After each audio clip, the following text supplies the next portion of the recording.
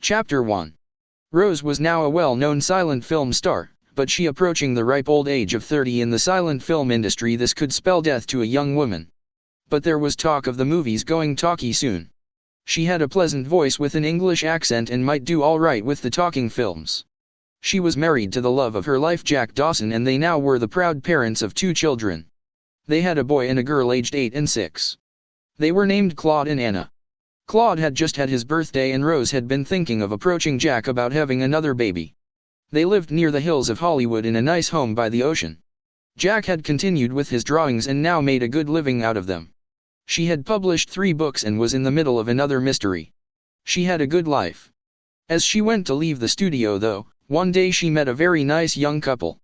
They did not seem to fit into their time or location or something. Rose was not sure about what was so different about these 2 people, but she was intrigued by them anyways. The 2 had come to a tour of the studio and had stood around like everyone else to talk to any of the actors or actresses who were available to talk to. What Rose noticed immediately was the camera that the lady had in her hand. The camera could not have been more than 5 to 6 inches long and the lady seemed to be operating it with almost just one finger. It was light apparently. Rose knew her cameras well and had never seen anything like this one. She was following the couple around in curiosity when she noticed that they were watching a small screen in the back of the camera and were commenting on the pictures that they had just taken. Rose was no fool, there was no such camera in existence as far as she knew, so she walked right up to the couple and introduced herself. The 2 of them turned surprised so see her and introduced themselves as Marty and Jennifer. Rose pointed to the camera and said, "That is a new kind of camera. I have not ever seen one like that before," and she reached for it to take a look. But the man who had introduced himself as Marty pulled the camera away from her and said, "Sorry, this is very new and we don't want anyone touching this." It was too late, though Rose had heard the sound and seen the pictures. She knew that this was something that no one had.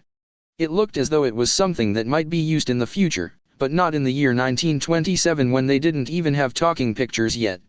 Guilt was written all over the 2 people's faces and Rose had not meant to be impolite.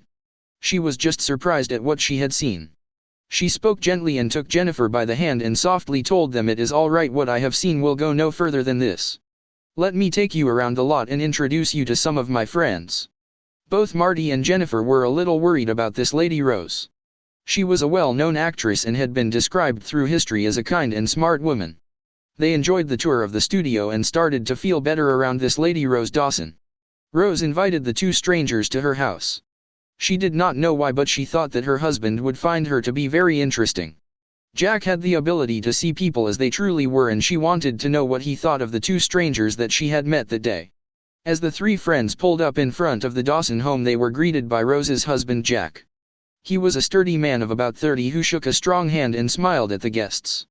He invited them into his home and there he met Rose and his children. The home was a very nice home. He had built the home himself with the help of his best friend Fabrizio. Jack smiled as he told Marty and Jennifer that they were welcome to spend the night. Marty was not sure, but Jennifer wanted to get to know this lady Rose and her husband and gladly accepted the invitation. They were shown to a small room on the 2nd floor with a good-sized double bed. It looked comfortable and Marty and Jennifer were glad to rest their heads. As they came down the stairs about an hour later, they found Jack out in the front of his home drawing a picture of the ocean and the ship that could be seen in the distance. Marty and Jennifer both admired his work. Then Jack offered to do a drawing of them. Marty and Jennifer were thrilled at the offer and went to take a seat for the portrait. Jack Dawson had made his life's work one where he could judge a character and he was having a tough time of it with the young couple that was staying at his home. Their aura was good, but they seemed confused when they were doing things as though things were different in his home than they were used to. They had no idea how to even turn a light on. He had the newest in electricity. He had push-button on and off switches. When Marty had gotten into the car, he did not know about the starter. He kept trying to turn the key and Jack had to show him the starter.